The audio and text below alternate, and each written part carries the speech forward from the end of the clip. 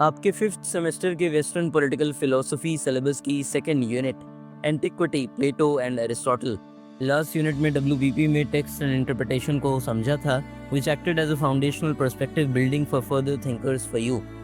But अब second unit में शुरुआत करेंगे वेस्टर्न पॉलिटिकल फिलोसोफर्स के साथ। आपके सिलेबस में स्पेसिफिकली डिफाइंड है कुछ की कंसेप्ट्स जो हमें पढ़ने हैं, and broadly will cover all दो sub topics of the unit to ensure conceptual clarity as well as exam preparedness in one shot. Western philosophy तो प्लेटो एंड एरिस्टोटल से पहले भी अच्छी खासी एग्जिस्ट करती थी, पर पॉलिटिकल फिलोसफी के नज़रिए से सबसे पहले प्लेटो एंड साथ ही एरिस्टोटल को फाउंडेशनल थिंकर्स बोलना गलत नहीं होगा। टुवर्ड्स द एंड कुछ वीवैक्यूज भी देखेंगे, तो लेट्स बिगिन। प्लेटो एथेंस के एक एरिस्टोक्रेटिक परिवार में पैदा हुए थे। अपने टीचर सोक्रेटिस का उन पे सबसे गहरा प्रभाव पड़ा। जब सोक्रेटिस को 399 बीसीई में ट्रायल करके डेथ सेंटेंस दी गई, तो प्लेटो का एथेनियन डेमोक्रेसी पर भरोसा टूट गया। इसी इंसिडेंट ने उनकी पॉलिटिकल फिलोसफी का कोर बनाया और शेप किया। सोक्रेटिस की मौत के बाद प्लेटो ने इजिप्ट, इटली और दूसरे देशों का सफ़र किया, जहां उन्होंने पाइथागोरियन आइडियाज़ जैसे इटर्नल फॉर्म्स और कॉस्मिक हार्मनी सीखी। एक समय उन्होंने साइरक्यूज के टायरेंट डायनोसियस टू को एजुकेट करने की कोशिश की, पर ये फेल हो गया। एथेंस लौटकर उन्होंने एकेडमी इस्टेब्लिश की, जो वेस्ट का पहला मेजर हायर लर्निंग इंस्टीट्यूशन था। यहाँ से एरिस्टोटल जैसे स्टूडेंट्स निकले। अपने dialogues the republic, the statesman, the laws में प्लेटो ने जस्टिस, पॉलिटिक्स और आइडियल स्टेट पर विचार रखे। प्लेटो की सोच आज भी वेस्टर्न पॉलिटिकल फिलोसफी की फाउंडेशन मानी जाती है। इसी के बाद लेटर डेवलपमेंट्स माने जाते हैं। प्लेटो की पॉलिटिकल फिलोसफी को समझने के लिए हमें fourth fifth century BCE Athens का टेबलेंट बैकग्राउंड देखना पड़ेगा। उन्होंने पेलोपोनेशियन वॉर, 30 टायरेंट्स का रूल, सोक्रेटिस का ट्रायल और एग्जीक्यूशन और डेमोक्रेसी का रेस्टोरेशन देखा। ये सब इंसिडेंट्स ने उन्हें दिखाया कि सिटी स्टेट कितनी अनस्टेबल और मॉरली फ्लॉड हो सकती है। फिलोसॉफिकली प्लेटो ने सोफिस्ट्स को अपोज किया, जो ट्रूथ्स को सिर्फ एक रेटरिक और रिलेटिविज्म में घुमा देते थे और पॉलिटिक्स को मैनिपुलेशन बना देते थे। सोक्रेटिस से इन्फ्लुएंस लेते हुए प्लेटो ने इंसिस्ट किया कि पॉलिटिक्स को नॉलेज पर बेस्ड होना चाहिए, ना कि ओपिनियन पर, एपिस्टीम पर, ना कि डॉक्सा पर। और ये एक मॉरल एक्टिविटी है जो सोल की हेल्थ से लिंक्ड है। हेराक्लाइटस और पार्मेनिडीज के मेटाफिजिकल आइडियाज से इंस्पायर होकर उन्होंने डुअलिज्म दिया, अपीयरेंसेस वर्सेस इटर्नल फॉर्म्स का। इस हिसाब से फिर सिर्फ फिलोसोफर किंग्स जो फॉर्म ऑफ द गुड को समझते हैं, उन्हें रूल करना चाहिए। प्लेटो का एम था एक रैशनल और जस्ट पॉलिटिकल ऑर्डर क्रिएट करना। प्लेटो के पॉलिटिकल थॉट का फाउंडेशन है उसका थ्योरी ऑफ फॉर्म्स या थ्योरी ऑफ आइडियाज ही प्लेटो की मेटाफिजिक्स है। इस डॉक्ट्रिन के अकॉर्डिंग जो फिजिकल वर्ल्ड हम देखते हैं, जहाँ सब चीज़ें बदलती रहती हैं, चेंज होती रहती हैं, वो सिर्फ एक इम्परफेक्ट कॉपी है हायर इटर्नल रेम की, जहाँ perfect and unchanging forms exist करती हैं। जैसे कि हर जस्ट लॉ या फेयर एक्शन सिर्फ इमिटेट करता है एक परफेक्ट फॉर्म ऑफ जस्टिस को। इन सब फॉर्म्स में सबसे सुप्रीम फॉर्म है फॉर्म ऑफ द गुड। प्लेटो इसे कंपेयर करते हैं सन से। जैसे सन रोशनी देकर हमें देखने लायक बनाता है, वैसे ही द गुड सब फॉर्म्स को समझने और रियलिटी को ग्रैस्प करने के लिए कैपेसिटी देता है। फॉर्म ऑफ द गुड से ऊपर प्लेटो की फिलोसफी में कुछ भी नहीं है। अगर किसी रूलर को द गुड का नॉलेज नहीं, तो उसकी गवर्नेंस इनकम्प्लीट और फ्लॉड होगी। इसलिए प्लेटो के लिए पॉलिटिक्स सिर्फ परसुएशन या कॉम्प्रोमाइज का आर्ट नहीं है, बल्कि मॉरल और मेटाफिजिकल ट्रूथ का एक्सटेंशन है। लेकिन क्रिटिक्स कहते हैं कि ये अप्रोच एक तरह के एनलाइटेंड एलिटिज्म बन जाती है। प्लेटो की एलिगरी ऑफ केव काफ़ी इंपॉर्टेंट है, इस पिक्चर से समझ भी आती है। प्लेटो अपने बुक रिपब्लिक में एक फेमस कहानी बताते हैं एलिगरी ऑफ केव की। इमेजिन करें कुछ लोग एक केव में, गुफा में चेन से बंधे हुए हैं। उनका फेस केव की वॉल की तरफ है। Their face faces the wall of the cave, और पीछे एक फायर जल रही है। फायर और उनके बीच में ऑब्जेक्ट्स मूव होते हैं। ये लोग अपनी पूरी जिंदगी सिर्फ वॉल पर गिरने वाले शैडोज को देखते हैं। उनके लिए वही शैडोज ही रियलिटी बन जाते हैं, क्योंकि उन्होंने कभी असली ऑब्जेक्ट्स नहीं देखे। अगर कोई बंदा चेन तोड़कर केव से बाहर निकले। पहले उसकी आंखें धूप में चौंधिया जाएंगी, लेकिन धीरे धीरे वो समझ जाएगा कि असली रियलिटी तो सनलाइट में दिखने वाली चीज है, शैडोज असली नहीं है। अगर वो वापस केव में जाकर दूसरों को समझाए तो शायद लोग उसका मजाक भी उड़ाएं या उसे मार भी सकते हैं, क्योंकि वो लोग उस तरह से कंडीशन्ड हैं, क्योंकि वो अपनी पुरानी दुनिया से चिपके हुए हैं। और यही वो पर्सन है प्लेटो के लिए फिलोसोफर किंग, जो सनलाइट के पास जाता है। इस कहानी का मतलब है, ज़्यादातर लोग सिर्फ अपीयरेंसेस यानी शैडोज को रियलिटी समझते हैं। फिलोसोफर वो है जो केव से बाहर निकलकर ट्रू नॉलेज पाता है, और ड्यूटी है कि वापस आके सोसाइटी को एजुकेट करे। इसी से आती है प्लेटो की डिवाइडेड लाइन। केव एलिगरी को समझने के लिए प्लेटो एक और एनालॉजी देते हैं डिवाइडेड लाइन की। वो नॉलेज को 4 लेवल्स में डिवाइड कर देते हैं: imagination, belief, thought and understanding. Imagination यानी बस इमेजेस और शैडोज देखना, ये सबसे सुपरफिशियल लेवल है। बिलीफ यानी फिजिकल ऑब्जेक्ट्स देखकर उन्हें रियल मानना, जैसे पेड़, कुर्सी या घर जो दिखते हैं, ये थोड़ा बेटर है बट अभी भी लिमिटेड है। थॉट यानी मैथमेटिकल रीजनिंग और एब्स्ट्रैक्ट सोच, यहाँ माइंड ज़्यादा एक्टिव होता है। अंडरस्टैंडिंग सबसे ऊपर का लेवल है, जहाँ हम फॉर्म्स को डायरेक्टली समझते हैं। सबसे सुप्रीम फॉर्म है फॉर्म ऑफ द गुड, जो सबको मीनिंग और एग्जिस्टेंस देता है, जैसे सनलाइट जो सबको दिखाता है।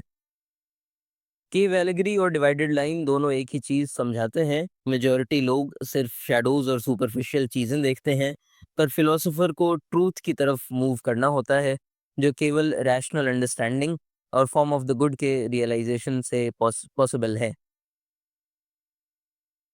प्लेटो के लिए पॉलिटिक्स एक मॉरल प्रोजेक्ट है जो वर्च्यू और जस्टिस पे बेस करता है। द रिपब्लिक में वो जस्टिस को इक्वालिटी, लॉ फॉलोइंग या यूटिलिटी के टर्म्स में डिफाइन नहीं करते, बल्कि एक मॉरल हार्मनी के रूप में देखते हैं, जो इंडिविजुअल के सोल में और स्टेट के स्ट्रक्चर में दोनों जगह रिफ्लेक्ट होती है। वर्च्यू उनके लिए एक सिंगल ट्रेट नहीं, बल्कि एक इंटरकनेक्टेड एथिकल सिस्टम है, जो सभी तरह से डेवलप और ऑर्डर होता है। तो पर्सनल फुलफिलमेंट के साथ साथ सोशल ऑर्डर भी आता है।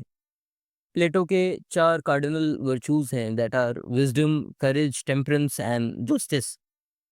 विजडम है रैशनल सोल का वर्चू, स्टेट में रूलर्स इसे एम्बडी करते हैं। करेज है स्पिरिटेड सोल का वर्चू, यानी ऑक्सिलरीज या वॉरियर क्लास में मिलता है। टेम्परेंस है सोल के पार्ट्स और स्टेट के क्लासेस के बीच की हार्मनी, सब क्लासेस में प्रेजेंट है ये। और जस्टिस है सबसे ओवरआर्चिंग वर्चू, जब हर पार्ट अपना काम करे और दूसरे पार्ट्स में इंटरफेयर ना करे, एक सॉर्ट ऑफ इक्विलिब्रियम।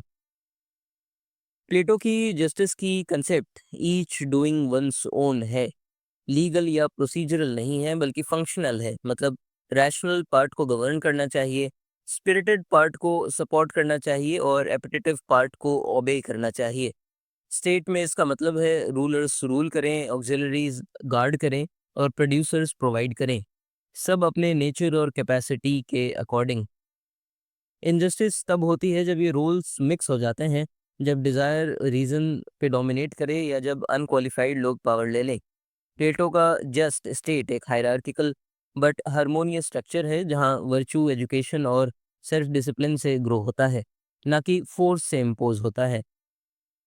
प्लेटो के लिए पॉलिटिक्स का अल्टीमेट एम स्टेबिलिटी या इकोनॉमिक ग्रोथ नहीं, बल्कि वर्चुअस सोल्स और वर्चुअस पॉलिटी का नर्चर करना है। क्रिटिक्स बोलते हैं कि ये मॉडल लिबर्टी, क्रिएटिविटी और पर्सनल ऑटोनॉमी इग्नोर करता है, लेकिन प्लेटो के लिए रियल फ्रीडम का मतलब अपनी मर्जी चलाना नहीं है, बल्कि रीजन के अकॉर्डिंग जीना है और अपना काम सही तरह से करना है। जस्टिस यहाँ प्रोसीजर या राइट्स का नहीं, बल्कि ऑर्डर, बैलेंस और मॉरल एक्सेलेंस का नाम है। एक विजन जो एम्बिशियस भी है और कंट्रोवर्शियल भी। अगर आप इंटरकनेक्शंस ड्रॉ करें तो शायद ही वेस्टर्न फिलोसफी में प्लेटो से ज़्यादा इंडियन फिलोसफी से कनेक्ट किसी और फिलोसोफर का हो। चाहे वो प्लेटो का फॉर्म ऑफ द गुड हो, जो इंडियन फिलोसफी के ब्रह्म से मैच करता है, चाहे प्लेटो की इम्परफेक्ट वर्ल्ड की बात हो, जो इंडियन फिलोसफी के माया से मैच करता है, या चाहे प्लेटो के 4 कार्डिनल वर्च्यूज़ हों, जो अलग-अलग रोल्स को अलग-अलग लोगों के हिसाब से डिवाइड करती हैं, जो वर्ण का आइडिया हमें इंडिया में दिखता है। और प्लेटो मेटाफिज़िक्स से पॉलिटिक्स को भी अलग नहीं करते, हमने इंडियन पॉलिटिकल थॉट में देखा ही है कि कैसे धर्म गाइडिंग प्रिंसिपल होता है। प्लेटो का रिपब्लिक उसके पॉलिटिकल थॉट का सबसे डिटेल्ड और इन्फ्लुएंशियल वर्क है। इसमें वो एक जस्ट स्टेट का विजन देते हैं, परफेक्ट हार्मनी में स्ट्रक्चर्ड और विजडम से रूल होता हुआ, कालिपोलिस। सेंट्रल सवाल है जो प्लेटो उठाता है कि जस्टिस क्या है। इंडिविजुअल लेवल पे डायरेक्ट जवाब देने के बजाय प्लेटो एक पॉलिटिकल एनालॉजी बनाते हैं, स्टेट के सोल को लार्जर वर्जन समझा के। सोल के तीन पार्ट्स होते हैं, रीजन, स्पिरिट एंड एपेटाइट। यानी सच की तलाश करना, ऑनर और मॉरल कन्विक्शन को डिफेंड करना, और प्लेजर और मटेरियल गुड्स का पीछा करना। ये तीन लेवल्स हैं, तीन पार्ट्स हैं। जस्ट इंडिविजुअल वो होता है जिसमें रीजन, स्पिरिट और एपेटाइट को गवर्न करे और हार्मनी क्रिएट करे, यानी रीजन ऊपर रहे, स्पिरिट उससे नीचे और एपेटाइट और नीचे। वही स्ट्रक्चर सोसाइटी में दिखाई देता है। रूलर्स, ऑक्सिलरीज एंड प्रोड्यूसर्स, जिनकी हमने बात की ही। रूलर्स हैं फिलोसोफर किंग्स जो विजडम और गुड का नॉलेज रखते हैं। ऑक्सिलरीज हैं वो सोल्जर्स और प्रोटेक्टर्स जो स्टेट को डिफेंड करते हैं। प्रोड्यूसर्स हैं वो फार्मर्स, आर्टिसंस, मर्चेंट्स जो मटेरियल नीड्स ड्राइव करते हैं। प्लेटो के लिए जस्टिस का मतलब है कि चाहे सोल हो या स्टेट, हर पार्ट अपना काम करे और दूसरे के काम में इंटरफेयर ना करे। पॉलिटिकल जस्टिस का फोकस इक्वालिटी ऑफ पावर पे नहीं बल्कि फंक्शनल हार्मनी और ऑर्डर पर है। रिपब्लिक सिर्फ एक पॉलिटिकल ब्लूप्रिंट नहीं बल्कि एक फिलोसॉफिकल मैनिफेस्टो है जो एथिक्स, मेटाफिजिक्स, एजुकेशन, साइकोलॉजी और स्टेट क्राफ्ट को एक साथ वीव करता है एक रैशनली ऑर्डर्ड पॉलिटी के विजन में। इस विजन का सेंट्रल फिगर है फिलोसोफर किंग, जो केव से बाहर आ चुका है, गुड का नॉलेज रखता है और इसलिए सही तरीके से रूल कर सकता है। प्लेटो अपने आइडियल को करप्ट स्टेट फॉर्म से कंट्रास्ट करते हैं। डेमोक्रेसी जो रूल बाय ऑनर है, ओलिगार्की जो रूल बाय वेल्थ है, डेमोक्रेसी जो रूल बाय डिजायर है, और टेरनी जो रूल बाय फेयर है। उसके हिसाब से डेमोक्रेसी सिडक्टिव लगती है पर बेस डिजायर्स को इंडल्ज करके टेरनी तक ले जाती है। प्लेटो का मकसद एक ऐसे स्टेट का डिज़ाइन है जहां जस्टिस प्रिवेल करे और पॉलिटिक्स रीजन से डिसेंड होके गुड लाइफ कल्टीवेट करे। प्लेटो के लिए स्टेटिज्म का मतलब है कि स्टेट का प्राइमेसी हो इंडिविजुअल से ऊपर, मॉडर्न लिबरल ट्रेडिशंस के अपोजिट जो इंडिविजुअल को सेंटर में रखते हैं। इसलिए कार्ल पॉपर इनका बाद में विरोध भी करते हैं as an antithetic to freedom. Plato state को एक मॉरल ऑर्गेनिज्म मानता है जो ह्यूमन सोल का एक्सटेंशन है और जस्टिस को रियलाइज करने का प्राइमरी मीडियम है। इंडिविजुअल की फुलफिलमेंट पर्सनल लिबर्टी में नहीं बल्कि स्टेट की हार्मोनियस सर्विस में होती है। स्टेट का स्ट्रक्चर ट्राइपार्टाइट सोल का मिरर है, रीजन, स्पिरिट एंड एपेटाइट। इस मॉडल में गवर्नेंस उन लोगों के हाथ में होनी चाहिए जो रीजन के हाईएस्ट फॉर्म तक पहुंच चुके हैं। फिलोसफर किंग्स ये सिर्फ स्कॉलर्स नहीं होते बल्कि मोरली और इंटेलेक्चुअली ट्रेन्ड रूलर्स होते हैं जो फॉर्म ऑफ द गुड का ज्ञान रखते हैं। प्लेटो के हिसाब से सिर्फ वही जो सच में गुड को समझे पूरे समाज के हित में जस्ट गवर्नेंस कर सकते हैं। फिलोसोफर किंग का कंसेप्ट एथेनियन डेमोक्रेसी के कोर वैल्यूज का बिल्कुल उल्टा है। डेमोक्रेसी में हर सिटीजन को, चाहे वो कॉम्पिटेंट हो या ना, इक्वल पॉलिटिकल पावर मिलती है। प्लेटो के लिए ये ऐसा है जैसे एक शिप को चलाने के लिए उसका काम उन लोगों के हाथ दे देना जो नेविगेशन नहीं जानते। जैसे डॉक्टर बीमारी ठीक करता है और पायलट शिप स्टेयर करता है, वैसे ही सिर्फ फिलोसोफर्स को रूल करना चाहिए। इनका इनका ये काम इन्हीं को सूट करता है। उनके पास एपिस्टेमिक सुपीरियॉरिटी होती है, इसलिए उनका अथॉरिटी कंसेंट से नहीं नॉलेज से आता है और नॉलेज तो फिलोसोफर्स के पास ही है। प्लेटो के हिसाब से फिलोसोफर्स नेचुरली पावर के लिए ग्रीडी नहीं होते हैं बल्कि वो रिलक्टेंट होते हैं। पर ट्रू फिलोसोफर्स को रूल एक्सेप्ट करना चाहिए ड्यूटी के सेंस में। जैसे सोक्रेटिस कहते थे कि जो रूल करने में लीस्ट ईगर होते हैं वही सबसे फिट रूलर होते हैं, जो रूल करना चाहते हैं वो तो ओवर एम्बिशियस हो सकते हैं। इस फ्रेमवर्क में स्टेटिज्म ऑपरेसिव कंट्रोल नहीं है बल्कि एक ऐसा सिस्टम है जो पूरे पॉलिस को जस्ट एंड ऑर्डर्ड बनाता है, जहाँ इंडिविजुअल इंटरेस्ट स्टेट के ग्रेटर गुड के लिए सबॉर्डिनेट होता है, क्योंकि राइटली ऑर्डर्ड स्टेट ही सोल का फुल फ्लरिशिंग पॉसिबल बनाता है। फिलोसोफर किंग एक डिस्पॉट नहीं है बल्कि कॉमन गुड का गार्जियन है जो प्राइवेट गेन के लिए नहीं जस्टिस कल्टिवेट करने के लिए रूल करता है। ये आइडिया ने पॉलिटिकल लेजिटिमेसी को सेंचुरीज तक रीडिफाइन किया, साथ ही एलिटिज्म और अथॉरिटेरियनिज्म पे डिबेट्स को भी फ्यूल किया। प्लेटो के पॉलिटिकल फिलोसफी में एजुकेशन का रोल सेंट्रल है। ये सिर्फ नॉलेज देना नहीं बल्कि सोल का ट्रांसफॉर्मेशन है। उनके लिए एक जस्ट स्टेट तभी बन सकता है जब रूलर्स के पास गुड का ट्रू नॉलेज हो, और ये नॉलेज तब आता है जब पोटेंशियल रूलर्स यानी फ्यूचर फिलोसोफर किंग्स इग्नोरेंस से अंडरस्टैंडिंग की तरफ सिस्टमैटिकली ट्रेन किए जाते हैं। द रिपब्लिक में प्लेटो एक डिटेल्ड और लॉन्ग टर्म करिकुलम डिज़ाइन करते हैं, स्पेशली गार्जियन क्लास के लिए। ऑक्सिलरीज यानी सोल्जर गार्डियंस को फिजिकल ट्रेनिंग, म्यूजिक और डिसिप्लिन सिखाई जाती है ताकि उनमें करेज और टेम्परेंस डेवलप हो। लेकिन फ्यूचर रूलर्स के लिए एजुकेशन और इंटेंस होता है। मैथमेटिक्स, ज्योमेट्री, एस्ट्रोनॉमी से शुरू होके सबसे ऊपर फिलोसोफिक डायलेक्टिक तक जाता है। ये रीजन का हाईएस्ट फॉर्म है जो उन्हें फॉर्म ऑफ द गुड को समझा देता है। प्लेटो के लिए बिना इस इंटेलेक्चुअल और मॉरल ग्रूमिंग के जस्ट गवर्नेंस इम्पॉसिबल है। प्लेटो के लिए रूलर बनने का एजुकेशन एक लाइफ लॉन्ग जर्नी है। ये एक दिन या एक डिग्री का काम नहीं है। एज 0 से 20 तक बेसिक फिजिकल और म्यूजिकल एजुकेशन मिलती है, कैरेक्टर, डिसिप्लिन और हार्मनी डेवलप करने के लिए। एज 20 से लेकर 30 तक मैथमेटिक्स और लॉजिक की एजुकेशन मिलनी चाहिए ताकि रैशनल फैकल्टीज शार्पन हो जाएं। एज 30 से लेकर 35 तक डायलेक्टिक्स यानी क्रिटिकल और फिलोसॉफिकल थिंकिंग का पीक स्टेज है। एज 35 से लेके 50 तक प्रैक्टिकल पॉलिटिक्स और स्टेट सर्विस समझाई जाए ताकि रियल वर्ल्ड गवर्नेंस का एक्सपीरियंस हो।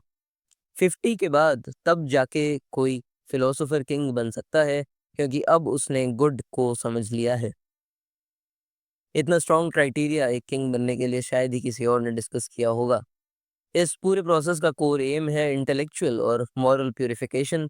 नॉलेज जो सिर्फ डेटा नहीं बल्कि सोल को, ट्रूथ को और जस्टिस की तरफ अलाइन करे। प्लेटो के लिए बिना इस ग्रूमिंग के रूलर सिर्फ अपनी ओपिनियन और डिजायर्स पे रूल करेगा, नॉलेज के बेसिस पे नहीं।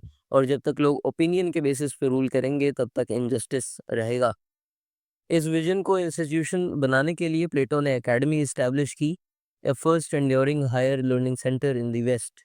ये एक्सक्लूसिवली पॉलिटिकल स्कूल नहीं था, लेकिन रीजनिंग, डायलेक्टिक और एथिकल रिफ्लेक्शन का हब था, जो पर्सनल वर्च्यू और पब्लिक रिस्पॉन्सिबिलिटी दोनों के लिए टूल्स प्रोवाइड करता था। प्लेटो का ये एजुकेशनल मॉडल एलिटिस्ट लगता था, लेकिन वो मेरिट बेस्ड था। रूलर बनना बर्थराइट नहीं बल्कि नेचर प्लस रिगरस ट्रेनिंग का रिजल्ट था। प्लेटो के रिपब्लिक का सबसे बोल्ड और कंट्रोवर्शियल आइडिया था गार्जियन क्लास का कम्युनल लिविंग, मतलब प्राइवेट प्रॉपर्टी, फैमिली और एक्सक्लूसिव सेक्सुअल रिलेशंस का कंप्लीट एबॉलिशन। ये प्लेटोनिक कम्युनिज्म है, सिर्फ रूलर्स और ऑक्सिलरीज पे अप्लाई होता है, प्रोड्यूसर्स पे नहीं। एम सिंपल है, जस्टिस और यूनिटी को प्रोटेक्ट करना ताकि गार्जियंस के पास कोई पर्सनल इंटरेस्ट या लॉयल्टी ना हो जिसकी वजह से वो बायस्ड हो और स्टेट के काम में बायस ला सकें।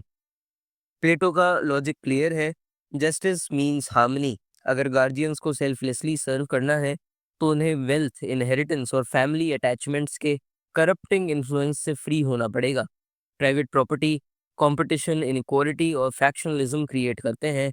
फैमिलियल बॉन्ड्स सिविक ड्यूटी को वीकन करते हैं। नेपोटिज्म इसी का तो एग्जाम्पल है। इसलिए प्लेटो प्रपोज करते हैं कि गार्जियंस के पास कोई पर्सनल प्रॉपर्टी नहीं होनी चाहिए। वो कम्युनल लाइफस्टाइल में रहें और बच्चों की कलेक्टिव अपब्रिंगिंग हो ताकि कोई अपना बायोलॉजिकल चाइल्ड स्पेशली फेवर ना करे। प्लेटो के इस प्रपोजल का दूसरा कंट्रोवर्शियल एस्पेक्ट था वुमेन को गार्जियन क्लास में इंक्लूड करना। अगर उनके पास सेम नेचुरल एबिलिटीज हैं, एंशियंट ग्रीस के पेट्रियार्कल नॉर्म्स के लिए ये काफ़ी रेडिकल स्टेप था। एक तरह से जेंडर इक्वालिटी का अर्ली असर्शन था। लेकिन ध्यान रहे, ये सिर्फ इंक्लूजन रूलर्स और ऑक्सिलरीज तक लिमिटेड है, प्रोड्यूसर्स तक नहीं। बच्चों की प्रोक्रिएशन भी प्लेटो के आइडियल स्टेट में स्टेट कंट्रोल्ड थी, नोबल लाइज और स्टेट मैनेज्ड ब्रीडिंग फेस्टिवल्स के जरिए। बेस्ट जेनेटिक मैच वाले कपल्स को पेयर किया जाता था और बच्चे कम्युनल एनवायरनमेंट में पलते थे। कम्युनल यानी कम्युनिटी एनवायरनमेंट में। पेरेंट्स को पता भी नहीं होता था कि कौन उनका बायोलॉजिकल चाइल्ड है, और जब पेरेंट्स को ये पता ही नहीं कि कौन उनका बायोलॉजिकल चाइल्ड है, तो नेपोटिज्म का या बायस का सवाल नहीं बचता।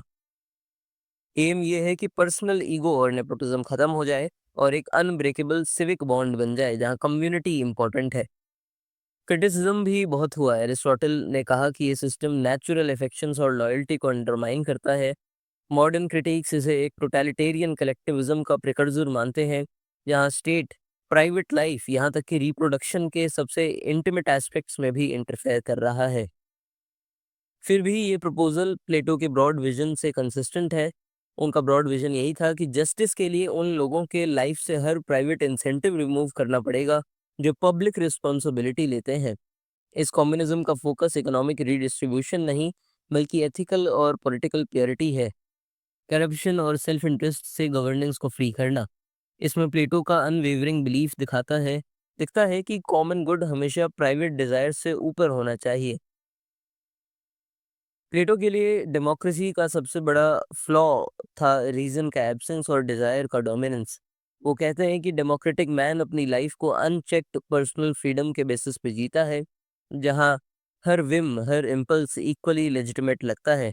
अगर सबके पास सारे राइट्स हैं तो फिर इंडिविजुअल्स की बौद्धिक कैपेसिटी उनके रीजनिंग कैपेसिटी के बेस पे तो कोई डिस्टिंक्शन ही नहीं है।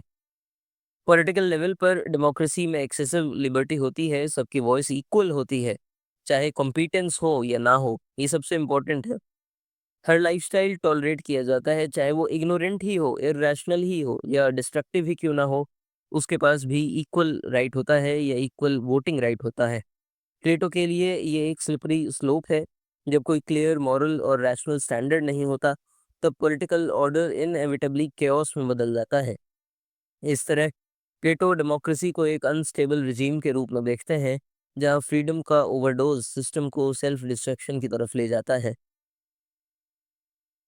प्लेटो के अकॉर्डिंग डेमोक्रेसी का सबसे बड़ा प्रॉब्लम यह है कि वो इक्वालिटी को एक्सेलेंस के ऊपर रख देती है, यानी जो लोग क्वालिफाइड ही नहीं है वो भी रूल कर सकते हैं। इस सिस्टम में लाइसेंस और रिलेटिविज्म बढ़ावा पाता है, जहां फ्रीडम को ही वर्चू समझा जाता है। पॉलिटिकल ग्राउंड पे डेमोक्रेसी फैक्शनलिज्म को जन्म देती है। डेमागोग्स मासेस को मैनिपुलेट करने के लिए पर्सनल पावर के लिए यूज करते हैं। पॉलिटिकल प्लेटो के लिए इसका फेटल फ्लॉ ये है कि डेमोक्रेसी नॉलेज और ओपिनियन का फर्क मिटा देती है। जब हर सिटीजन का इक्वल से होता है, तो सच और विजडम रेटरिक और पॉपुलर अपील में डाउन हो जाते हैं। जो सही है वो मासेस कैसे जान सकते हैं? मासेस तो ज़्यादातर कुछ ना कुछ गलत पकड़ के ही बैठे होते हैं। रिजल्ट क्या है? रिजल्ट ये है कि लीडर एक वाइज स्टेट्समैन नहीं बल्कि एक फ्लैटरर बन जाता है, जो लोगों को वही सुनाता है जो वो सुनना चाहते हैं। लोगों को प्लीज़ करता है क्योंकि लोग ही उसे इलेक्ट करते हैं। इसलिए प्लेटो इंसिस्ट करते हैं कि पॉलिटिक्स एपिस्टीम यानी ट्रू नॉलेज पर बेस्ड होनी चाहिए, ना कि डॉक्सा मेयर ओपिनियन पे। फ्रीडम उनके लिए इम्पोर्टेंट है, पर वो रीज़न और वर्च्यू से गाइडेड होनी चाहिए, वरना डेमोक्रेसी खुद को खत्म कर देती है और आइडनी का रास्ता खोल देती है। प्लेटो के लिए सेंसरशिप एक ऑप्रेसिव चीज़ नहीं थी, बल्कि मॉरल एजुकेशन का टूल थी। द रिपब्लिक में वो क्लियर करते हैं कि पोएट्री, म्यूज़िक और आर्ट डायरेक्टली सोल और मॉरल कैरेक्टर को शेप करते हैं, स्पेशली बचपन में जब माइंड सबसे ज़्यादा इम्प्रेशनेबल होता है। इसलिए जो काम गॉड्स को इमोरल दिखाए, वाइस को ग्लोरीफाई करे या एक्सेसिव इमोशंस को प्रवोक करे, उन्हें या तो रिफॉर्म करना चाहिए या बैन करना चाहिए। होमर जैसे पोइट्स को वो क्रिटिसाइज करते हैं क्योंकि उनके वर्क्स फॉल्स वैल्यूज प्रमोट करते हैं और रैशनल वर्चू को अंडरमाइन करते हैं। प्लेटो चाहते हैं कि स्टेट कल्चरल कंटेंट रेगुलेट करे, ताकि वो करेज, डिसिप्लिन और ट्रूथ को फॉस्टर करे। स्टोरीज, रिदम्स और आर्ट फॉर्म्स का कंट्रोल एक तरह से पॉलिस की हार्मनी और वर्च्यू को प्रोटेक्ट करता है। ये थोड़ा-सा चैलेंजिंग लग सकता है, बट ऐसी सी बात है कि जैसे टिकटॉक जैसे ऐप्स इमर्ज हुए थे तो यूथ की चिंता होने लगी थी गवर्नमेंट को, एंड सिमिलर कंसर्न सोसाइटी द्वारा भी रेज़ किए गए थे एंड काफ़ी कंट्रीज़ ने उसके खिलाफ एक्शन भी लिया। आज के ज़माने में ये स्टैंस कंट्रोवर्शियल लग सकता है, पर प्लेटो का इंटेंशन एक morally coherent reason govern society बनाना था, जहां हर सिटीजन की साइकोलॉजी जस्ट स्टेट के एथिकल ऑर्डर के साथ अलाइंड हो। प्लेटो की आइडियल स्टेट जितनी इन्फ्लुएंशियल है उतनी ही कंट्रोवर्शियल भी रही है। अलग अलग आइडियोलॉजिकल ट्रेडिशंस के स्कॉलर्स ने उनकी थ्योरी पर अथॉरिटेरियनिज्म, एलिटिज्म, मॉरल पैटर्नलिज्म और यूटोपियनिज्म के एक्यूजेशंस लगाए हैं। कार्ल पॉपर ने अपनी books the open society and it's enemies में सबसे स्ट्रॉन्ग क्रिटिक दिया है प्लेटो का। पॉपर के हिसाब से प्लेटो का कालिपोलिस एक प्रोटोटाइप है टोटलिटेरियनिज्म का, जहाँ स्टेट सिर्फ लॉ एंड ऑर्डर नहीं बल्कि एजुकेशन, कल्चर और इवन रिप्रोडक्शन तक कंट्रोल करती है। प्लेटो का रिजिड ट्राइपार्टाइट क्लास स्ट्रगल जो नेचर से फिक्स होता है और नोबल लाए जैसे से स्टेट आइडियोलॉजी से रीइंफोर्स करता है, सोशल मोबिलिटी एलिमिनेट हो जाती है। इस सिस्टम में इंडिविजुअल्स को अपनी लाइफ पाथ चूज करने की फ्रीडम ही नहीं होती और पर्सनल लिबर्टीज को कलेक्टिव हार्मनी के नाम पे सैक्रिफाइस कर दिया जाता है। ये क्रिटिक एसेंशियली प्लेटो के एक क्लोज्ड हायरार्किकल सोसाइटी के विजन को चैलेंज करता है, जहां ऑर्डर और यूनिटी के लिए ड्युअलिटी और लिबर्टी को सप्रेस कर दिया जाता है। बात अब एरिस्टोटल की, तो एरिस्टोटल का जन्म 384 बीसी में स्टेजरा नॉर्दर्न ग्रीस में हुआ। उनके फादर मैसेडोनियन किंग के फिजिशियन थे। इसी वजह से एरिस्टोटल बचपन से ही साइंटिफिक और एम्पिरिकल इंक्वायरी के कांटेक्ट में आए। 17 साल की उम्र में वो एथेंस गए और प्लेटोज एकेडमी ज्वाइन की, जहाँ उन्होंने लगभग 20 साल तक स्टडी किया। प्लेटो से डीप एडमिरेशन होने के बाद भी एरिस्टोटल ने धीरे धीरे अपने टीचर से अलग रास्ता अपनाया। थ्योरी ऑफ फॉर्म्स को रिजेक्ट करके एक ज़्यादा एम्पिरिकल और प्रैक्टिकल फिलोसफी अडॉप्ट की। प्लेटो की डेथ के बाद एरिस्टोटल ने काफ़ी ट्रैवल किया और मैसेडोनिया में अलेक्जेंडर द ग्रेट के ट्यूटर बने, जहाँ उनको गवर्नेंस का फर्स्ट हैंड एक्सपोजर मिला। 335 बीसीई के आसपास वो एथेंस लौट कर लाइजियम स्कूल इस्टेब्लिश करते हैं, जो ऑब्जर्वेशन, क्लासिफिकेशन और लॉजिक पर फोकस करता है। उनके वर्क्स में एथिक्स, पॉलिटिक्स, बायोलॉजी, मेटाफिजिक्स और रेटरिक तक फैले हुए थे। अपनी बुक पॉलिटिक्स में उन्होंने 158 कॉन्स्टिट्यूशन स्टडी करके एक कंपैरेटिव और प्रैक्टिकल पॉलिटिकल एनालिसिस दिया, जो प्लेटो के आइडियलिज्म के कंट्रास्ट में था। उन्होंने मॉडरेशन, सिविक वर्च्यू और मिडिल क्लास की रोल को स्टेबल गवर्नेंस का बैकबोन बताया। 322 बीसीई में एरिस्टोटल की डेथ हुई और उनकी लेगेसी उन्हें फादर ऑफ पॉलिटिकल साइंस का टाइटल दिला गई। प्लेटो के थ्योरी ऑफ फॉर्म की तरह ही एरिस्टोटल के फोर कॉजेज को समझना काफ़ी ज़रूरी है। ये उनकी फाउंडेशन है। एरिस्टोटल के अकॉर्डिंग किसी भी चीज़ को समझने के लिए हमें उसके चार कॉजेज, रीजंस देखने पड़ते हैं। एग्जाम्पल देखें तो एक टेबल कॉजेज हैं: material cause, formal cause, efficient cause और फाइनल कॉज। मटेरियल कॉज का मतलब फ्रॉम व्हाट, कहाँ से आई वो चीज़। ये वो चीज़ है जिससे ऑब्जेक्ट बना है। टेबल का मटेरियल कॉज है वुड। अगर वुड ही ना हो तो टेबल एग्जिस्ट ही नहीं करेगी। फॉर्मल कॉज है इनटू व्हाट फॉर्म, ये उसकी डिजाइन या शेप है। टेबल का फॉर्मल कॉज है उसका स्ट्रक्चर, फ्लैट टॉप और चार लेग्स। ये बताता है कि ऑब्जेक्ट कैसा दिख रहा है। एफिशिएंट कॉज है बाय whom और बाय व्हाट, ये प्रोसेस है या एजेंट है जो ऑब्जेक्ट बनाता है। टेबल के केस में एफिशिएंट कॉज है कारपेंटर या उसका काम यानी कारपेंट्री। फाइनल कॉज है फॉर व्हाट पर्पस, ये ऑब्जेक्ट का पर्पस या एंड गोल है। टेबल का फाइनल कॉज है डाइनिंग, राइटिंग या काम करना। एरिस्टोटल बोलते हैं कि किसी भी ऑब्जेक्ट के फिनोमेना को समझने के लिए सिर्फ उसका मटेरियल देखना काफ़ी नहीं है, हमें उसका डिज़ाइन, मेकर और पर्पस भी समझना पड़ेगा। इन्हीं चार कॉजेज़ को मिलाकर हम कंप्लीट एक्सप्लेनेशन देते हैं। एरिस्टोटल अपने टेलियोलॉजिकल मॉडल को नेचुरल और सोशल दोनों फिनोमेना पर अप्लाई करते हैं। पॉलिटिक्स में इसका मतलब है पॉलिस यानी सिटी स्टेट सिर्फ हिस्टोरिकल एक्सीडेंट या मटेरियल फैक्ट से एग्जिस्ट नहीं करती, बल्कि इसकी एक नेचुरल पर्पस होती है, ह्यूमंस को उसका फाइनल कॉज या टीलॉस अचीव करवाना, जो रैशनल और एथिकल एक्सेलेंस, यूदेमोनिया यानी फ्लरिशिंग है। इस फ्रेमवर्क में फॉर्मल कॉज है स्टेट का कॉन्स्टिट्यूशनल स्ट्रक्चर, इसका एफिशिएंट कॉज है उसकी फाउंडिंग या इंस्टीट्यूशनल डेवलपमेंट, और फाइनल कॉज है सिटीजन्स के लिए गुड लाइफ का रियलाइजेशन। एरिस्टोटल के लिए पॉलिस कोई हॉब्शियन कॉन्ट्रैक्ट जैसे सर्वाइवल का टूल नहीं है, ये एक नेचुरल और मॉरल कम्युनिटी है जो वर्च्यू कल्टिवेशन के लिए बनी है। पॉलिटिक्स को मेटाफिजिक्स से टाई करके एरिस्टोटल एक नॉर्मेटिव और एम्पिरिकल दोनों बेस देते हैं। पॉलिस सिर्फ को एग्जिस्टेंस के लिए नहीं बल्कि हाईएस्ट फॉर्म ऑफ एसोसिएशन है, जिसका काम लॉ, एजुकेशन और सिविक लाइफ के थ्रू ह्यूमन नेचर का पूरा डेवलपमेंट है। एरिस्टोटल का सबसे मशहूर पॉलिटिकल थ्योरी का स्टेटमेंट है man is by nature a political animal, ज़ूम पॉलिटिकॉन। ये सिर्फ एक रेटोरिकल फ्लरिशमेंट नहीं है, ये उनकी पूरी ह्यूमन नेचर और विजन को समअप कर देता है। एरिस्टोटल के लिए इंसान सिर्फ कोइंसिडेंस से सोसाइटी में नहीं रहता, बल्कि नेचुरली पॉलिटिकल लाइफ की तरफ इंक्लाइंड होता है, क्योंकि वही उसकी सेल्फ रियलाइजेशन का कंडीशन है। पॉलिटिकल एनिमल होने का मतलब, पहली बात, हाईएस्ट पर्पस पॉलिस में मिलता है। ह्यूमंस अपना पूरा पोटेंशियल तब अचीव करते हैं जब वो पॉलिस यानी सिटी स्टेट का हिस्सा होते हैं। पॉलिस सिर्फ सर्वाइवल या इकोनॉमिक कोऑपरेशन का मैकेनिज्म नहीं है, ये एक मॉरल और एजुकेशनल कम्युनिटी है जो रीजन और वर्च्यू के लाइफ को इनेबल करती है। पॉलिस के बाहर इंसान या तो बीस्ट हो सकता है या गॉड हो सकता है, लेकिन ट्रूली ह्यूमन नहीं हो सकता। सब ह्यूमन हो जाए या सुपर ह्यूमन हो जाए। दूसरी चीज़ है स्पीच की कैपेसिटी। ये पॉलिटिकल नेचर का कोर है। एनिमल्स प्लेजर या पेन एक्सप्रेस करते हैं, लेकिन ह्यूमंस जस्टिस, राइट और कॉमन गुड जैसे कंसेप्ट्स आर्टिकुलेट करते हैं। इसी से लॉज, इंस्टीट्यूशंस और डेलिबरेटिव असेंबलीज बनती हैं। पॉलिटिक्स एरिस्टोटल के लिए वो डोमेन है जहाँ ह्यूमंस रीजन कलेक्टिवली एक्सरसाइज करते हैं अपनी और दूसरों की लाइफ को शेप करने के लिए। पॉलिटिकल एनिमल होने का मतलब ये भी है कि इंसान नेचुरल सेंस में सोशल होता है, लेकिन ये सोशलाइजेशन रैशनल और स्ट्रक्चर्ड होता है। हाउस होल्ड और विलेज बेसिक नीड्स को पूरी कर देते हैं, लेकिन वो सिर्फ पॉलिसी है जो इंसान की मॉरल और इंटेलेक्चुअल नीड्स को फुलफिल करता है। यहीं सिटीजन्स लॉ, एजुकेशन और पार्टिसिपेशन के थ्रू वर्चुअस बनते हैं। लेकिन ये नेचर सेल्फ एक्टिवेटिंग नहीं है, इसे कल्टीवेट करना पड़ता है। हर इंसान ऑटोमेटिकली पॉलिटिकल बीइंग नहीं बन जाता। इसके लिए प्रॉपर एजुकेशन और हैबिचुएशन ज़रूरी है। इसी वजह से एरिस्टोटल स्टेट को सिर्फ राइट्स का प्रोटेक्टर नहीं, बल्कि एक एथिकल इंस्टीट्यूशन मानते हैं जो मॉरल डेवलपमेंट के लिए काम करती है।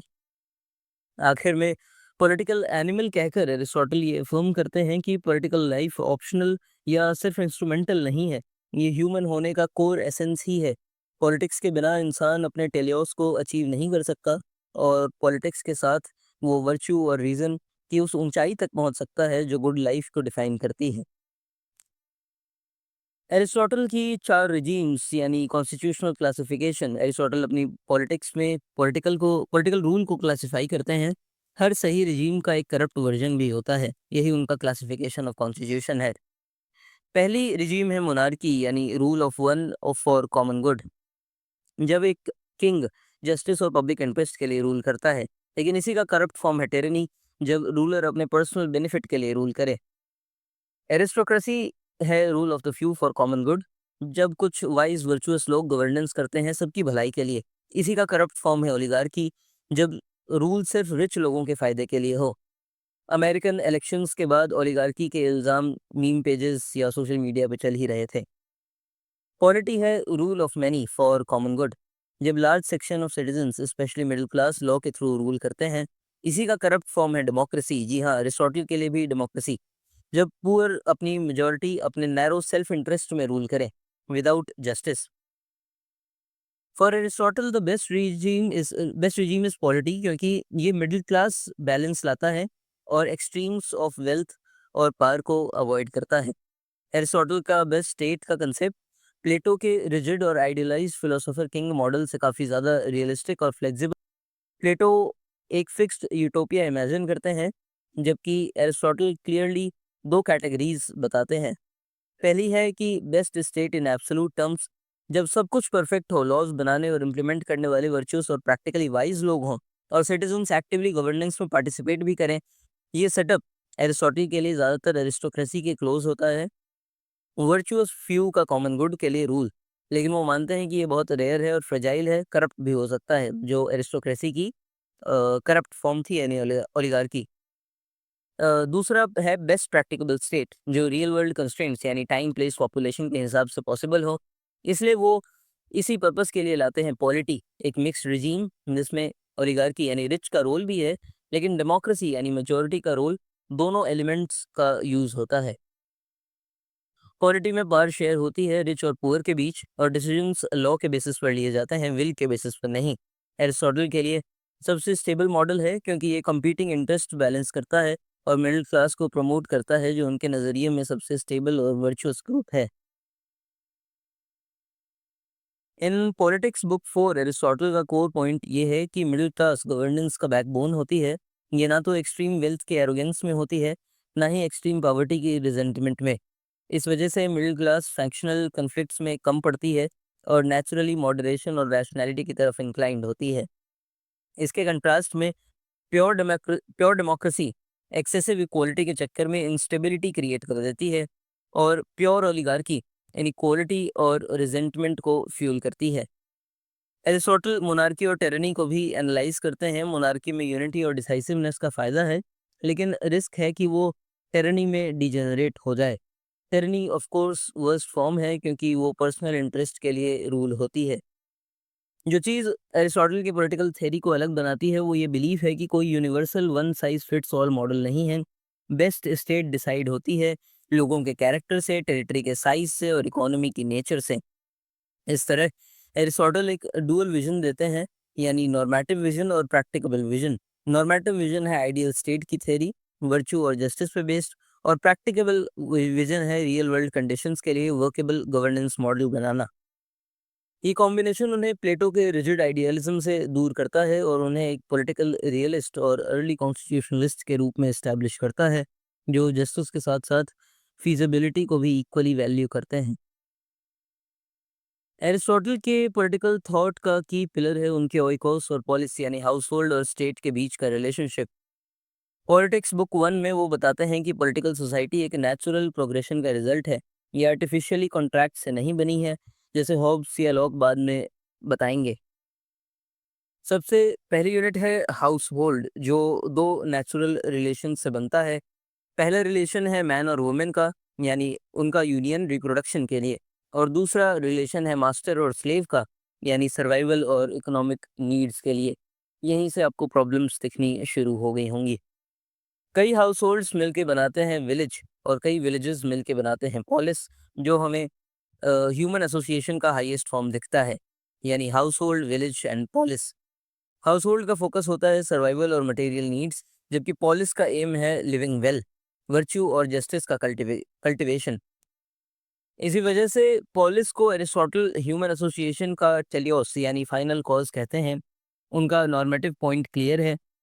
ओइकोस यानी नेसेसिटी और इनइक्वालिटी, यानी हायरार्किकल रोल्स जो हाउस होल्ड में होते हैं, और पॉलिस यानी स्टेट में डेलिबरेशन, जस्टिस और इक्वालिटी अमॉन्ग सिटीजन्स, ये नॉर्मेटिव है।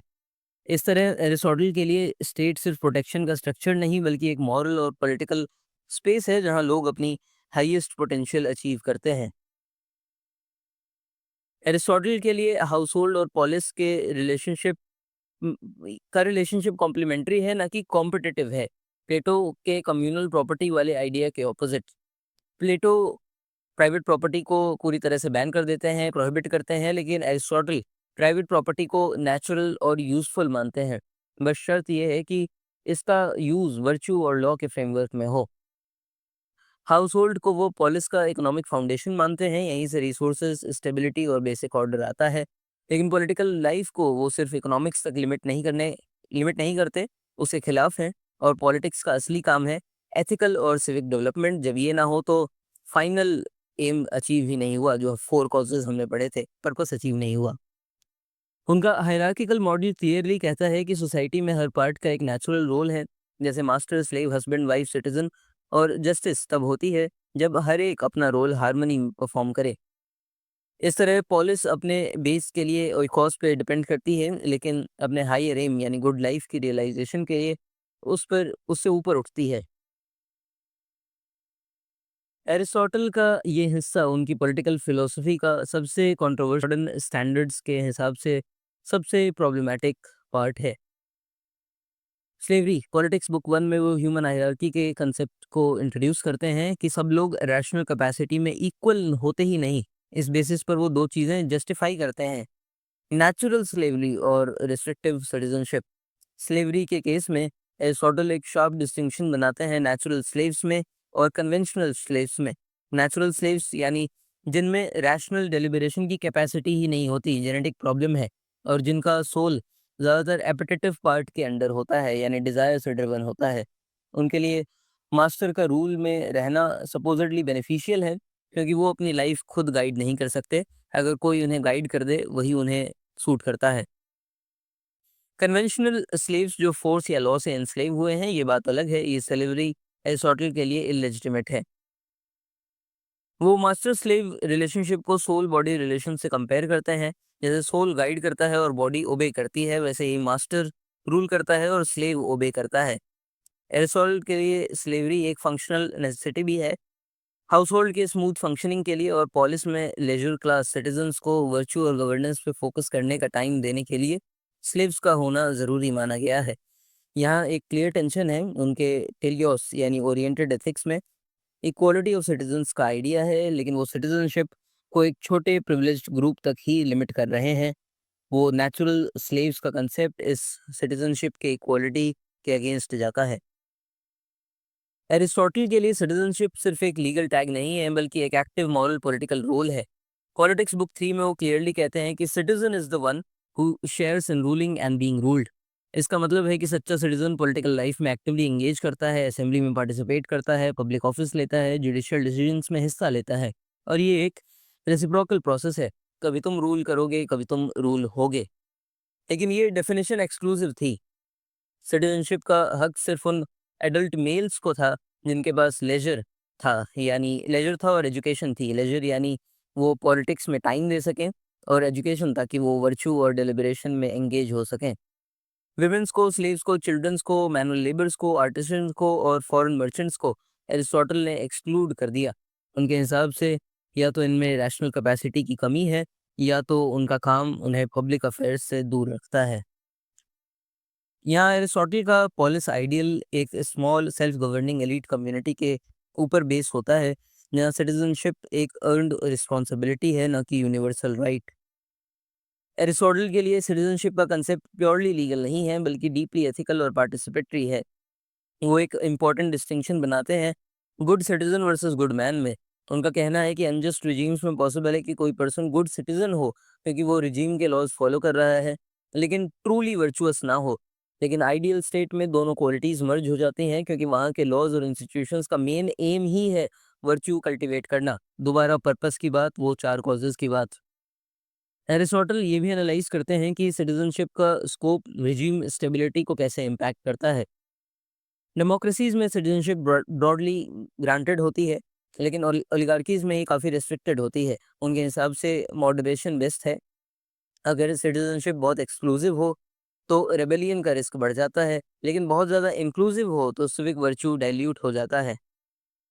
आखिर में एरिस्टोटल एक विजन में पॉलिस का पर्पस है कि लोगों को वर्चुअस बनना चाहिए, और सिटीजनशिप उस प्रोसेस का सेंट्रल इंस्ट्रूमेंट है जिसमें इंडिविजुअल कम्युनिटी के मॉरल लाइफ में कंट्रीब्यूट करता है और उसी से शेप भी होता है। यानी इंडिविजुअल का और कम्युनिटी का एक इंटर रिलेशन है, इंटर कनेक्शन है, इंटरडिपेंडेंस है। ये role active participation, ethical commitment और शेयर्ड गवर्नेंस पर बेस्ड है। सिर्फ एक लीगल राइट नहीं है, बल्कि एक मॉरल रिस्पॉन्सिबिलिटी है। एरिस्टोटल के लिए विमेन का रोल उनके ज़माने के जेंडर हायरार्की से डीपली इन्फ्लुएंस था और आज के पर्सपेक्टिव से काफ़ी पेट्रियार्कल लगता है। पॉलिटिक्स और नेकमेकियन एथिक्स में वो क्लियरली एक सबॉर्डिनेट पोजीशन असाइन करते हैं विमेन को, क्योंकि वो रीज़न और वर्च्यू में मेन से नेचुरली इन्फीरियर मानते हैं विमेन को, लेकिन स्लेव्स और चिल्ड्रन से सुपीरियर। उनका कहना है कि विमेन के पास डेलिबरेटिव फैकल्टी होती है, लेकिन विदाउट अथॉरिटी। मतलब कुछ हद तक रैशनल थॉट पॉसिबल है, पर वो पब्लिक लाइफ या गवर्नेंस के लिए फिट नहीं है। हाउस होल्ड हायरार्की में एरिस्टोटल का मॉडल ये था कि मैन है नेचुरल रूलर, वुमेन होगी रूल्ड, स्लेव्स और चिल्ड्रन होंगे रूल्ड के अंडर डिफरेंट कैपेसिटीज। और ये सिर्फ सोशल अरेंजमेंट नहीं, बल्कि उनके लिए नेचर का ऑर्डर था, जहां मेन रूल करते हैं और विमेन नेचुरली रूल्ड होती हैं। एरिस्टोटल के लिए विमेन का पॉलिटिकल स्टेटस बिल्कुल क्लियर था। उनको सिटीजनशिप से एक्सक्लूड किया गया था, क्योंकि उनकी डेफिनेशन में सिटीजन वही है जो पब्लिक डेलिब्रेशन और रूलिंग में एक्टिवली पार्टिसिपेट करे। मतलब ऑफिस होल्ड करना अलाउड नहीं हो, वोट देना अलाउड नहीं हो, और लॉ मेकिंग में कंट्रीब्यूशन भी अलाउड नहीं हो। वुमेन का काम ज़्यादातर रिप्रोडक्शन, डोमेस्टिक मैनेजमेंट और मॉरल एजुकेशन तक लिमिटेड था, घर के भीतर ही, एक कंटेन्ड पर्सनल स्फेयर में। लेकिन एरिस्टोटल ये भी मानते थे कि वुमेन का मॉरल रोल क्रूशियल है, क्योंकि वो फ्यूचर सिटीजन्स का कैरेक्टर शेप करती हैं। उनके लिए एक वेल ऑर्डेन्ड पोलिस में वर्च्यू दोनों जेंडर्स में ज़रूरी है, चाहे उनके रोल्स ही अलग हों। वो प्लेटो के एक्सट्रीम कम्युनिज्म को चैलेंज करते हैं, जहाँ वाइफ्स और चिल्ड्रन को कॉमन प्रॉपर्टी बनाया जाता है। उनके क्योंकि उनके हिसाब से ये नेचुरल अफेक्शन और सोशल कोहेजन को डिस्ट्रॉय करता है। मॉडल लेंस से देखा जाए तो एरिस्टोटल की ये थ्योरी जेंडर इक्वालिटी और डेमोक्रेटिक इंक्लूसिविटी के अगेंस्ट है।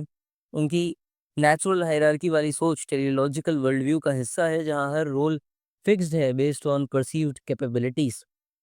फिर भी स्कॉलर्स नोट करते हैं कि जब वो वुमेन के मॉरल एजुकेशन और कैरेक्टर फॉर्मेशन को इम्पोर्टेंट कहते हैं, तो इनडायरेक्टली उन्होंने वुमेन की पॉलिटिकल सिग्निफिकेंस को एक्सेप्ट किया, चाहे वो उनका इंटेंशन ना हो। ओवरऑल एरिस्टोटल का व्यू उनके ज़माने के बायसेस से शेप हुआ है। वो वुमेन को फैमिली और एथिक्स में वैल्यू देते हैं, पर उनको पॉलिटिकल राइट्स और रिस्पॉन्सिबिलिटीज़ डिनाई करते हैं, जो उनकी अदरवाइज़ रिच पॉलिटिकल विज़न में एक बड़ी लिमिटेशन है। आगे देखें तो एरिस्टोटल के लिए उनकी जस्टिस एक मॉरल वर्च्यू भी है और पॉलिस की स्टेबिलिटी का फाउंडेशन भी है। इकोमेकिन एथिक्स ऑफ बुक 5 और पॉलिटिक्स में वो इस कंसेप्ट को दो मेन कैटेगरीज में डिवाइड करते हैं। पहली है जनरल और यूनिवर्सल जस्टिस। ये एक ब्रॉड सेंस में जस्टिस है, मतलब law abidingness plus moral virtue in public life. अगर लॉज का पर्पस कॉमन गुड है, तो उनके अकॉर्डिंग एक्ट करना ही जस्ट होना है। एरिस्टोटल कहते हैं कि ये कंप्लीट वर्च्यू है, बस इसका एक्सप्रेशन हमेशा दूसरों के साथ रिलेशन में होता है। दूसरा है पर्टिकुलर जस्टिस। इसके दो सब टाइप्स हैं, distributive justice and corrective justice. Distributive justice है fair allocation of honours, wealth और resources based on merit. Example है, जिस सिटीजन का कम्युनिटी में कंट्रीब्यूशन ज़्यादा है, उसको ज़्यादा रिकॉग्निशन या रिवॉर्ड मिलना चाहिए। करेक्टिव जस्टिस, जब किसी को नुकसान हो या दूसरे को अनजस्ट गेन हो, तो लॉ के थ्रू इम्बैलेंस को करेक्ट करना, जैसे कॉन्ट्रैक्ट्स में ब्रीच होने पर कंपनसेशन मिलना या किसी हार्म की लीगल रेमेडी करवाना। एरिस्टोटल के लिए जस्टिस सिर्फ एक एब्स्ट्रैक्ट मॉडल आइडिया नहीं है, बल्कि पॉलिस के पॉलिटिकल और लीगल स्ट्रक्चर में डीपली एम्बेडेड प्रिंसिपल है, जो कॉमन गुड, मेरिट और फेयरनेस को बैलेंस करता है। एरिस्टोटल के लिए जस्टिस एक रिलेशनल और प्रोपोर्शनल कंसेप्ट है, मतलब इक्वलिटी का सेंस सेमनेस नहीं, बल्कि ट्रीटिंग इक्वल्स इक्वली और अनइक्वल्स को उनके रेलेवेंट डिफरेंस के हिसाब से ट्रीट करना। ये रेलेवेंट फैक्टर्स हो सकते हैं वर्च्यू, स्टेटस और कंट्रीब्यूशन। इसी वजह से वो रेडिकल डेमोक्रेसीज के एगैलिटेरियनिज्म से डिसएग्री करते हैं, या न्यूमेरिकल इक्वालिटी यानी सबको सेम ट्रीटमेंट मिलने की प्रायोरिटी दी जाती है।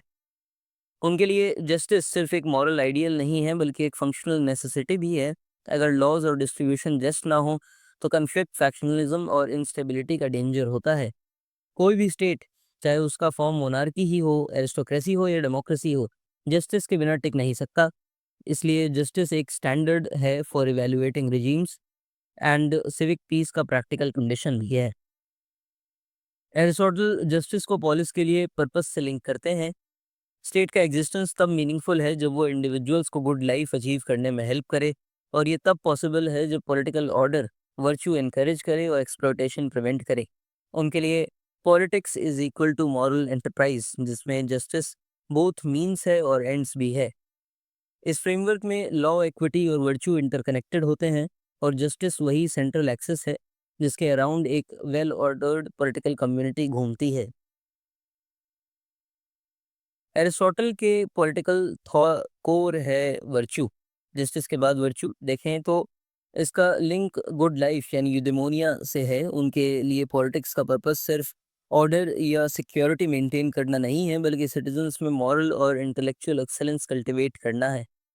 इसलिए वो कहते हैं कि politics is equal to ethics का एक्सटेंशन, और स्टेट इज इक्वल टू एक इंस्ट्रूमेंट जो इंसान को अपनी हाईएस्ट पोटेंशियल तक ले जाता है, पर्पस तक ले जाता है। वर्च्यू एरिस्टोटल के अकॉर्डिंग हैबिचुएशन और एजुकेशन से डेवलप होती है, नेचुरल नहीं है। ये एक मीन बिटवीन एक्सट्रीम्स होती है, जिसे वो doctrine of the golden mean में समझते हैं। That is courage and generosity. Courage है कॉवर्डिस और रेकलेसनेस के बीच का एक बैलेंस, और जेनरोसिटी है स्टिंगिनेस और एक्स्ट्रावेजेंस के बीच का बैलेंस। वर्च्यूज इन्नेट नहीं होते, इन्हें मॉरल ट्रेनिंग, डेलिब्रेट चॉइस और एक्टिव पब्लिक पार्टिसिपेशन के थ्रू एक्वायर करना पड़ता है। गुड लाइफ एरिस्टोटल के लिए प्लेजर, वेल्थ या ऑनर नहीं है, बल्कि rational activity in accordance with virtue है, जो एक पॉलिटिकल कम्युनिटी में लिव की जाती है। बिना पॉलिटिकल कम्युनिटी के पॉसिबल नहीं है फॉर ह्यूमंस। मॉडर्न लिबरलिज्म के कॉन्ट्रास्ट में, जो गुड लाइफ को लार्जली प्राइवेट अफेयर में मानता है, एरिस्टोटल इसे पब्लिक और कम्युनल एंटरप्राइज के रूप में देखते हैं, जो एक्टिव सिटीजनशिप और सिविक रिस्पॉन्सिबिलिटी के थ्रू रियलाइज होता है। एरिस्टोटल के लिए स्टेट का काम सिर्फ कॉन्ट्रैक्ट्स एनफोर्स करना या राइट्स प्रोटेक्ट करना नहीं है, बल्कि सिटीजन्स को एजुकेट और उनमें वर्चू कल्टीवेशन करना है। इसलिए वो कहते हैं कि लॉज का रोल मॉरल इम्प्रूवमेंट को गाइड करना होना चाहिए, ना कि सिर्फ डिस्प्यूट सेटल करना। यही वजह है कि वो मिक्स्ड कॉन्स्टिट्यूशंस को प्रेफर करते हैं, क्योंकि ये अलग अलग इंटरेस्ट को बैलेंस करके सिविक हार्मनी और मॉरल ग्रोथ दोनों को प्रमोट करते हैं। एरिस्टोटल की वर्च्यू थ्योरी में सिर्फ मॉरल वर्च्यूज लाइक करेज और जेनरोसिटीज ही नहीं, बल्कि इंटेलेक्चुअल वर्च्यूज भी हैं, जैसे विजडम, प्रूडेंस और अंडरस्टैंडिंग। विजडम यानी हाईएस्ट थेरेटिकल नॉलेज, प्रूडेंस यानी साउंड प्रैक्टिकल जजमेंट और अंडरस्टैंडिंग यानी intuitive grasp of first principles. लेकिन इन इन सब में भी सबसे पहले करेज और जेनरोसिटी है ही, जिन्हें हमने गोल्डन मीन में डिस्कस किया। और उनके अकॉर्डिंग सबसे highest form of good life है कंटेम्पलेटिव लाइफ, एक ऐसी लाइफ जो रीजन और फिलोसफी को डेडिकेटेड हो, लेजर और सेल्फ सफिशिएंसी में लिव्ड हो। ये उनके लिए ह्यूमन एग्जिस्टेंस का अल्टीमेट फुलफिलमेंट है। तो ये था एक glimpse into the WPP second unit of Plato and Aristotle. We have covered all that you need for this unit, from the introduction and almost all aspects of their philosophy and political ideas जो आपके syllabus में mentioned है। New education policy के मुताबिक questions अभी limited ही हैं, but काफ़ी direct हैं from the syllabus. Plato and Aristotle के व्यूज़ को कंपाइल करके, कंपेयर करके आप डायरेक्टली वीडियो में से डिस्कस कंसेप्ट से आंसर लिख सकते हैं। फिर चाहे प्लेटो की थ्योरी ऑफ जस्टिस हो, एजुकेशन हो, एरिस्टोटल की कॉन्स्टिट्यूशंस यानी रिजीम क्लासिफिकेशन हो, या सिटीजनशिप हो, स्लेवरी हो, या दोबारा प्लेटो के थ्योरी ऑफ आइडियाज़ हों। इनफैक्ट ऑलरेडी आप क्वेश्चंस को रीड करते हुए ही अपने माइंड में काफ़ी क्लियरली पॉइंट्स जनरेट कर पा रहे होंगे, और else you could rewatch the video. इतना ही था इस वीडियो में। We hope that you will proceed to learn more on the discuss topics from various academic and non-academic sources. In the I button above and the description box, there are some easily navigable links which may aid your curiosity and understanding. Thank you so much for tuning in till the very end. The PDF of the slides could be downloaded from the WhatsApp and Telegram channels of The Political. Please press the like button, subscribe to The Political, and most importantly, share the video with your peers and classmates only if you find it helpful. जल्दी मिलते हैं with the next unit.